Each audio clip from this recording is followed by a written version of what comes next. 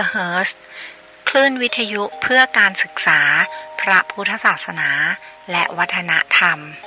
ช่วงเวลาประมาณ 14 นาฬิกาถึง 15 นาฬิกาของทุกวันพฤหัสบดีจะเป็นช่วงของรายการนาสารสัตว์กับดิฉันผู้ช่วยศาสตราจารย์สัตวแพทย์หญิงดร.วีนาจูเปียซึ่งเป็นอาจารย์ประจำภาควิชาชีวศาสตร์ทางสัตวแพทย์และสัตวแพทย์สาธารณสุขคณะสัตวแพทยศาสตร์มหาวิทยาลัยเชียงใหม่รายการนี้จะเป็นการนำเอาบทความต่างๆที่น่ารู้เกี่ยวกับเรื่องของสัตว์และสัตวแพทย์ที่น่าสนใจมาอ่านให้ท่านผู้ฟังฟังนะคะหากท่านผู้ฟังท่านใดมีข้อเสนอแนะหรือข้อติชมสามารถติดต่อมาได้ตามช่องทางดังนี้นะคะโทรศัพท์ที่เบอร์ 053-948-046 ซึ่งเป็นเบอร์โทรของภาควิชาชีวศาสตร์คณะสัตวแพทยศาสตร์มหาวิทยาลัยเชียงใหม่ขอสายอาจารย์วีนาได้เลยค่ะหรือโทรมาหาดิฉันได้โดยตรงที่เบอร์โทรศัพท์ 081-386-4746 หรือถ้าไม่สะดวกจะโทรศัพท์ก็อีเมลมาได้นะคะที่อีเมล jupia_vena@yahoo.com หรือจะไลน์มาก็ได้ค่ะที่ Line ID win_vet56 ค่ะดิฉันยินดีรับทุกข้อเสนอแนะและทุกคำติชมเพื่อที่จะได้นำไปพัฒนาปรับปรุงรายการต่อไปค่ะ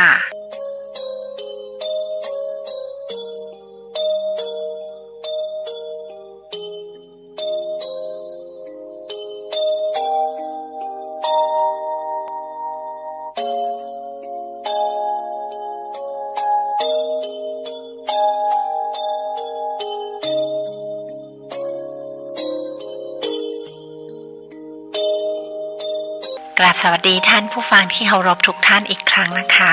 สำหรับในวันพฤหัสบดีนี้เราก็กลับมาเจอกันอีกแล้วนะคะท่านผู้ฟังสำหรับบทความที่ดิฉันเลือกนำมาอ่านให้ท่านผู้ฟังฟังนะคะในวันนี้จะมีทั้งหมด3เรื่องซึ่งทั้ง3เรื่องนะคะดิฉันนำมาจากนิตยสาร National Geographic ฉบับภาษาไทยทั้ง3เรื่องเลยค่ะท่านผู้ฟังโดยแต่ละเรื่องก็จะเป็นบทความคนละฉบับกันค่ะแต่เป็นนิตยสารเล่มเดียวกันนะคะแต่เป็นคนละฉบับคนละวันที่กันนะคะโดยเรื่องแรกนะคะจะเป็นเรื่องเกี่ยวกับหมูป่าค่ะบทความเรื่องแรกที่ดิฉันเลือกนำมาอ่านให้ท่านผู้ฟังฟังจะมีชื่อเรื่องว่าเหล่าหมูป่ากับการบุกมาหากินที่ใจกลางเมืองฮ่องกงค่ะซึ่งดิฉันนำมาจากนิตยสาร National Geographic ฉบับภาษาไทยที่บอกไปแล้วนะคะฉบับวันที่ 9 เมษายน ปีคริสตศักราช 2019 ค่ะส่วนเรื่องที่2นะคะเป็นเรื่องเกี่ยวกับสัตว์ป่าค่ะเมื่อกี้เป็นหมูป่านี่จะเป็นสัตว์ป่าค่ะสัตว์ป่ารุกคืบสู่เมือง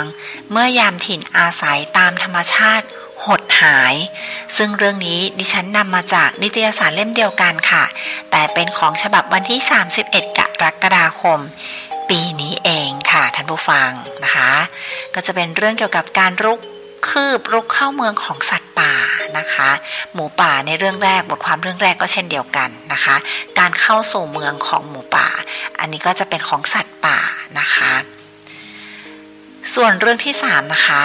จะไม่ได้เกี่ยวกับการรุกเข้ามาในเมืองของสัตว์ป่าแล้วค่ะจะเป็นเรื่องเกี่ยวกับตัวการ์ตูนค่ะท่านผู้ฟังหลายๆท่านก็คงเคยดูการ์ตูนหรือว่าอาจจะมีลูกน้อยนะคะเด็กๆเนี่ยชอบดูการ์ตูนเรามาดูกันดีกว่าว่าตัวการ์ตูนเนี่ยที่มีอยู่ในภาพยนตร์ที่เราดูเนี่ยค่ะอ้างอิงมาจากสัตว์ตัวจริงในธรรมชาติตัวไหนบ้างนะคะซึ่งบทความเรื่องที่3นี้นะคะจะมีชื่อเรื่องของบทความว่าชวนไข ที่มาของตัวการ์ตูนที่อ้างอิงจากสัตว์ตัวจริงในธรรมชาติผ่านนักชีววิทยาค่ะซึ่งเรื่องนี้ดิฉันก็นำมาจากนิตยสารเล่มเดียวกันค่ะแต่เป็นของฉบับวันที่ 4 พฤศจิกายนปีนี้เองเดือนนี้เองค่ะท่านผู้ฟังซึ่งได้ตีพิมพ์ตั้งแค่ต้นเดือนนี้เองนะคะไม่กี่วันมานี้เองนะคะเดี๋ยวเรามาฟังกันดีกว่านะคะว่าตัวการ์ตูนที่เด็กๆชอบหรืออาจจะเป็นที่ท่านผู้ฟังชอบเนี่ยจะอ้างอิงมาจากสัตว์ตัวจริงในธรรมชาติตัวไหนกันน้านะคะเดี๋ยวเรากลับมาพบกับบทความทั้ง3เรื่องกันนะคะท่านผู้ฟังอย่าเพิ่งไปไหนนะคะตอนนี้ฉันขอเปิดเพลงเพราะๆให้ท่านผู้ฟังฟังก่อนนะคะเดี๋ยวเรากลับมาพบกันค่ะ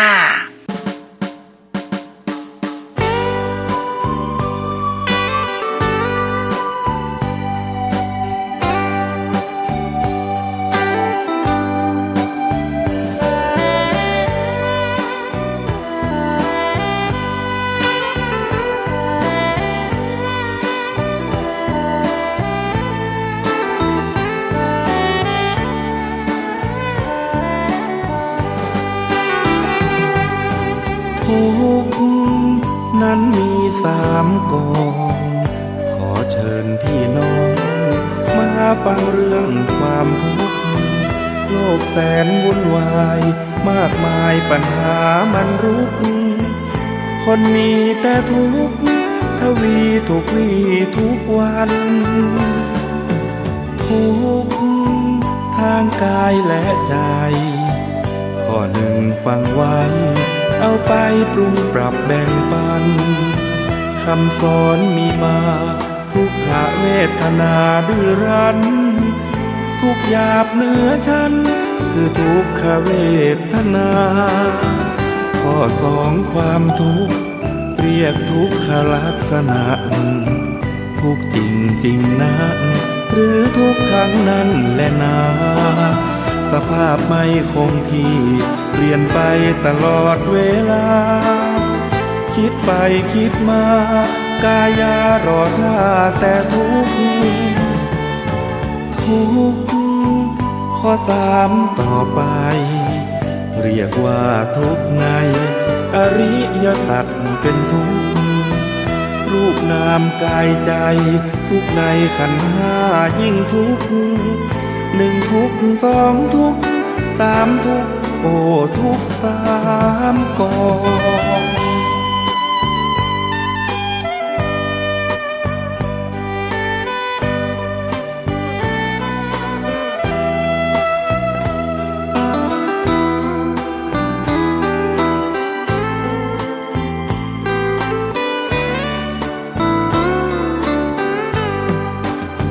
ข้อ2ความทุกข์เรียกทุกขลักษณะทุกจริงจริงนะหรือทุกครั้งนั้นแหละนะสภาพไม่คงที่เปลี่ยนไปตลอดเวลาคิดไปคิดมากายารอท่าแต่ทุกข์ทุกข์ข้อ3ต่อไปเรียกว่าทุกข์ในอริยสัจเป็นทุกข์รูปนามกายใจทุกข์ในขันธ์5ยิ่งทุกข์1ทุกข์2ทุกข์3ทุกข์โอ้ทุกข์3 กอง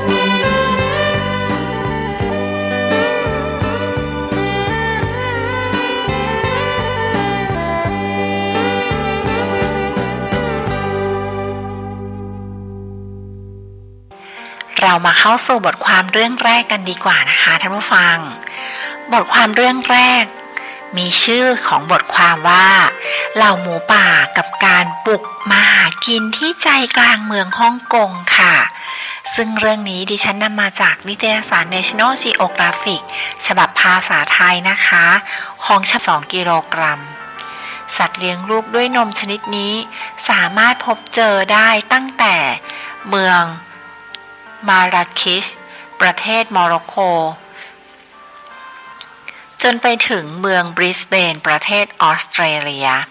ทำให้มันเป็นหนึ่งในสัตว์เลี้ยงลูกด้วยนมที่กระจายตัวมากที่สุดในโลก และเมื่อมีคนพาพวกมันไปสหรัฐอเมริกาก็ถูกมองว่าเป็นสัตว์รบกวนค่ะแน่นอนว่าฮ่องกงไม่ใช่เมืองเดียวที่ต้องรับมือกับปัญหาหมูป่าเข้าเมืองบาร์เซโลนาและกรุงบาเซลก็ต้องดิ้นรนกับปัญหาของหมูป่าเช่นเดียวกันแต่ในปัญหาหมูป่าในฮ่องกงนั้นมีข้อพึงพิจารณาอยู่อย่างแรกบรรดาตึกระฟ้านั้นสร้างขนาบข้างไปกับภูเขาที่ปกคลุมไปด้วยหมูป่าขอโทษค่ะภูเขาที่ปกคลุมไปด้วยป่าหมูป่าจึงสามารถเข้ามาในพื้นที่เมืองอย่างเช่นพื้นที่ระหว่างอพาร์ตเมนต์หรือแม้กระทั่งด้านในห้างสรรพสินค้าได้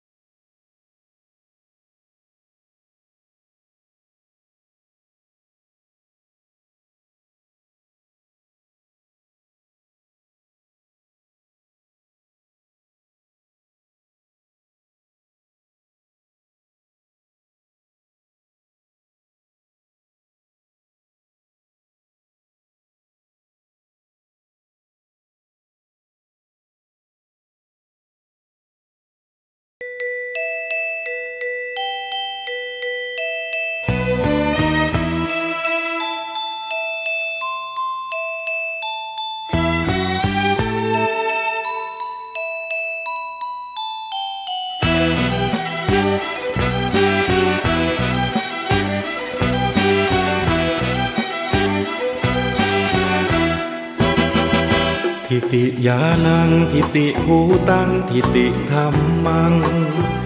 ขอเชิญท่านฟังในทรัพย์แท้3 ประการประการที่1ทิติยานังเป็นทานปัญญาเบ่งบานจิตนิ่งรู้แจ้งสดใส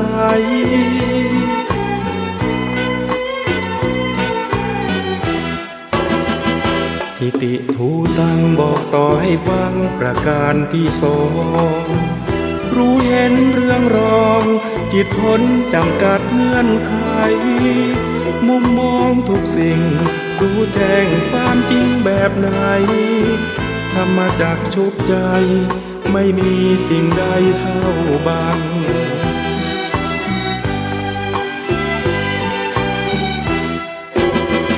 ประการที่3ทรัพย์นี้งดงามหนักหนาพระท่านบอกว่าก็คือทิติธรรมังธรรมเดิมที่แท้พ้นจากสังขารธรรมจิตว่างเลิศล้ำหรือสุญญตานิพพาน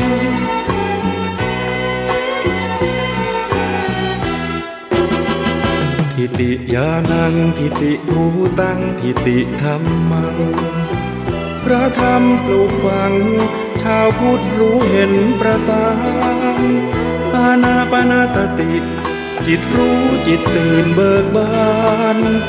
ทรัพย์3 ประการล้วนมีติดตัวทุกคน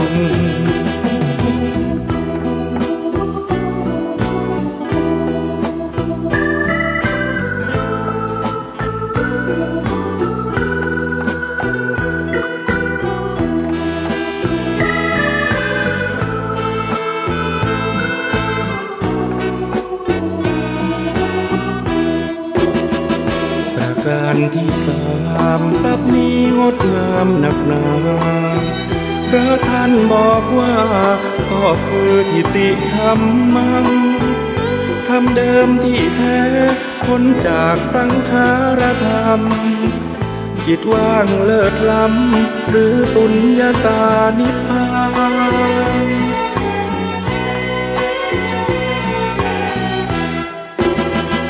ทิติยานังทิติภูตังทิติธรรมัง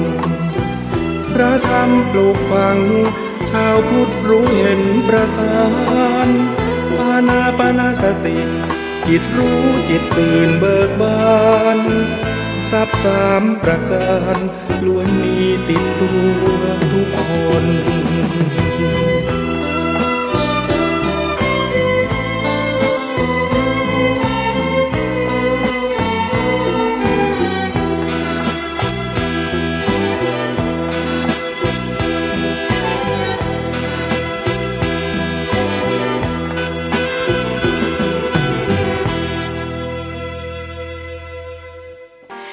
บทความเรื่องที่2นะคะมีชื่อเรื่องว่าสัตว์ป่ารุกคืบสู่เมืองเมื่อยามถิ่นอาศัยตามธรรมชาติหดหายค่ะภาพของลูกหมีเล่นสนุกในสวนหลังบ้านของชาวเมืองแอชวิลล์อย่างเคยและเดวิดคาร์เตอร์ผู้ติดตั้งชิงช้าทำจากยางล้อรถให้หมีเล่นแอชวิลล์ใจกว้างกับหมีนะนักชีววิทยาสัตว์ป่าคอลิน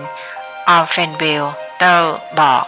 แต่ที่ฉันกังวลก็คือพวกเขาจะรักพวกมันมากเกินไปการปรากฏตัวของหมีในเมืองแอชวิลล์และที่อื่นๆเกิดจากแนวโน้มหลายประการผสมผสานกันรวมถึงการเปลี่ยนแปลงการใช้ที่ดินและอาหารยวนใจที่มีให้กินไม่จำกัดเมื่ออาศัยอยู่ใกล้ผู้คนปัจจัยเหล่านี้ทำให้ประชากรหมีดำในอเมริกาเหนือนะคะพุ่งกระฉูดเป็นเกือบ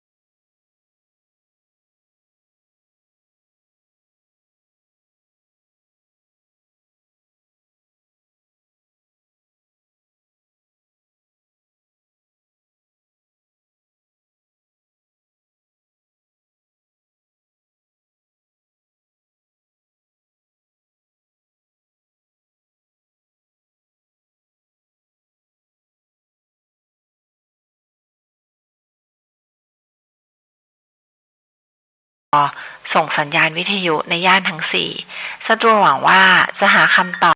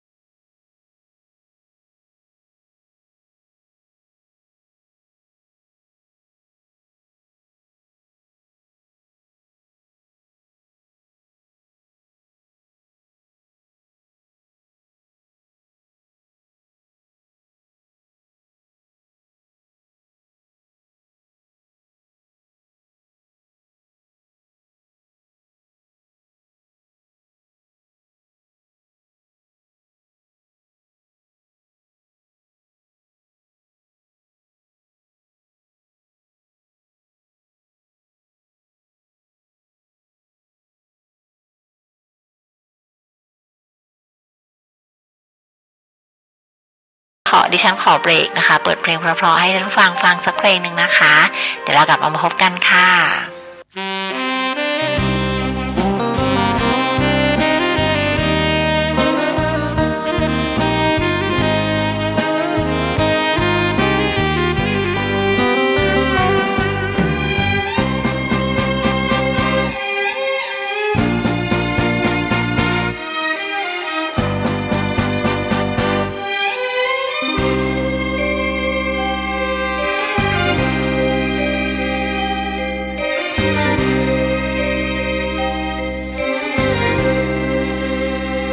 คนตายไม่เป็นโลกจะลำเค็ญกว่านี้ความตายไม่มี โลกนี้จะอยู่ได้ไหมคนคงลำบากไม่รู้จะอยู่อย่างไรคงมีคนร้ายมากมายท่วมล้นแผ่นดินรู้ตัวต้องตายก็ยังไม่ไหวชั่วช้าเกลียดชังโกรธาเข็นฆ่าดังคนใจหินโลกนี้แสนยุ่งต่างมุ่งแย่งกันหากินคุณธรรมไร้สิ้นชีวิตฟาดฟันฆ่าแก่เราควรคิดถึงความตายที่เป็นความหมายช่วยผ่อนคลายความแรงความชั่วนั้นนะมันน่าขยะแขยงความชั่วมันแรงความตายวิ่งแข่งแก้ไขทุกคนต้องตายเกลียดกันทำไมเช่นนี้ตรึกตรองหน่อยสิโลกนี้จะสุขอย่างไรคนแล้วคนเล่าตายเน่าผัดเปลี่ยนกันไปขอฝากเอาไว้คิดถึงความตายบ้างนา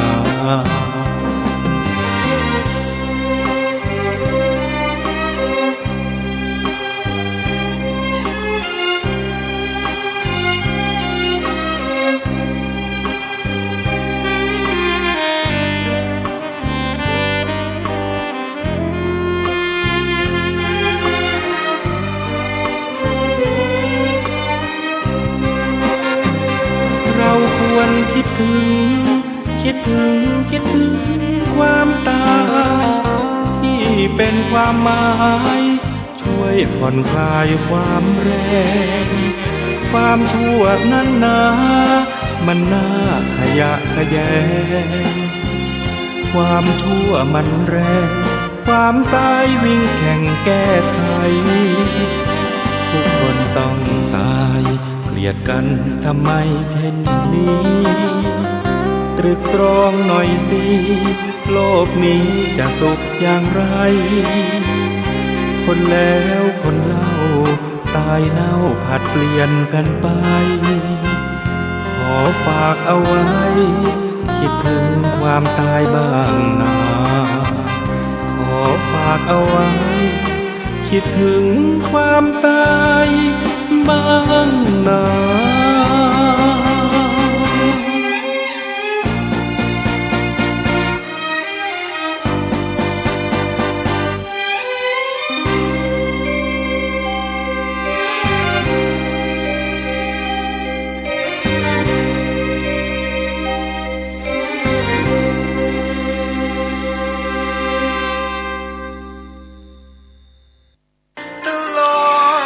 สำหรับบทความเรื่องสุดท้ายในวันนี้นะคะนั่นก็คือบทความที่มีชื่อเรื่องว่าชวนไขที่มาของตัวการ์ตูนที่อ้างอิงจากสัตว์ตัวจริงในธรรมชาติผ่านนักชีววิทยาค่ะซึ่งเรื่องนี้นะคะดิฉันนำมาจากนิตยสาร National Geographic ฉบับภาษาไทยของฉบับวันที่ 4 พฤศจิกายนนะคะต้นเดือนนี้เองค่ะท่านผู้ฟังสัตว์นานาชนิดที่ปรากฏเป็นตัวการ์ตูนในสื่อต่างๆไม่ว่าจะเป็นการ์ตูนเกมหรือภาพยนตร์ก่อนหน้านี้ถ้ามองโดยผิวเผินเราอาจจะไม่ทราบว่ามันอาจมีตัวจริงและอาศัยอยู่ภายของฉบับวันที่ 4 พฤศจิกายนปีนี้เองค่ะท่านผู้ฟังวินอธิบายว่าไทก้านะคะไม่ใช่หนูแต่มันเป็นสัตว์ที่มีสายพันธุ์ใกล้ชิดกับกระต่ายเช่นเดียวกับหนูที่มีสายพันธุ์ใกล้ชิดกับกระรอกเจ้าไทก้านี้จะอาศัยอยู่บนภูเขาสูงที่มีอากาศหนาวเย็นเท่านั้นไทก้าจะตายหากอยู่ในอุณหภูมิที่สูงกว่า 25 องศาเซลเซียสนอกจากนี้การอยู่บนพื้นที่ที่สูงทำให้เจ้าไทก้าอยู่ใกล้ชิดกับก้อนเมฆและมักจะเป็นบริเวณที่มีฟ้าผ่าคล้ายกับปิกาจูที่สามารถปล่อยพลังสายฟ้าได้ค่ะอย่างไรก็ตามเมื่อไม่นานมานี้อาซึโกะ นิชิดะ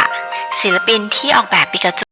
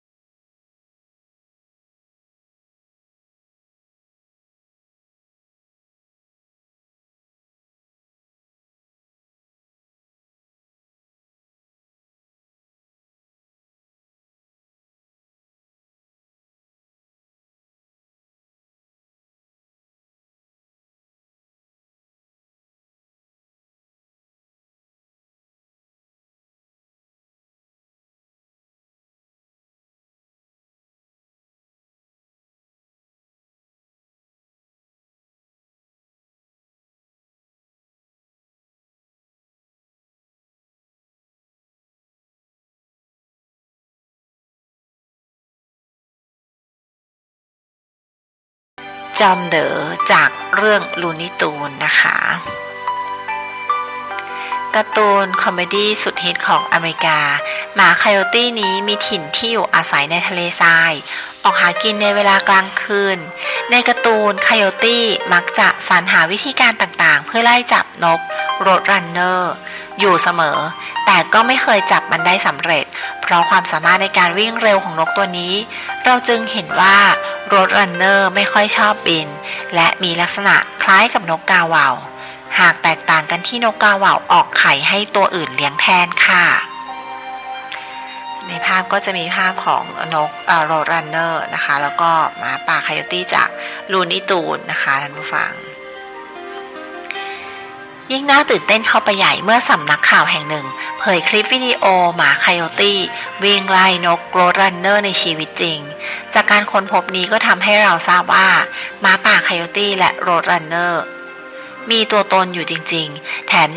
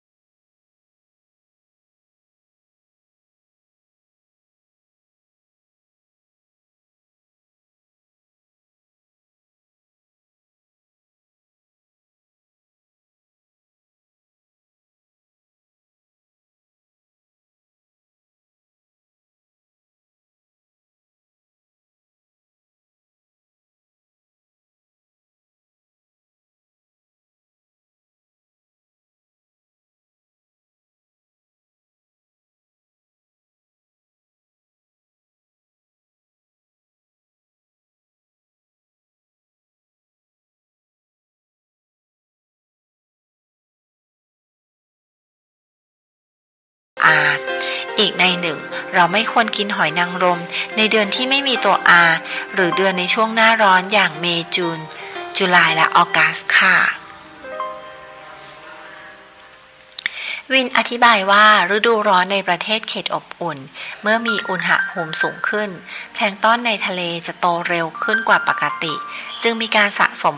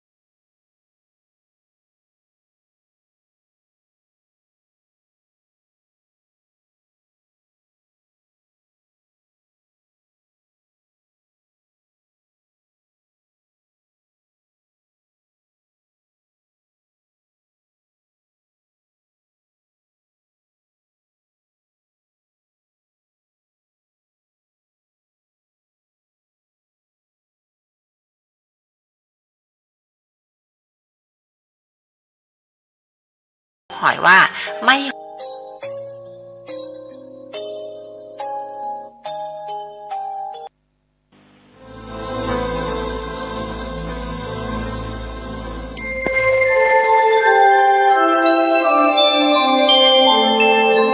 ขณะนี้ท่านกำลังฟังสถานีวิทยุกระจายเสียง FM 104.5 เมกะเฮิรตซ์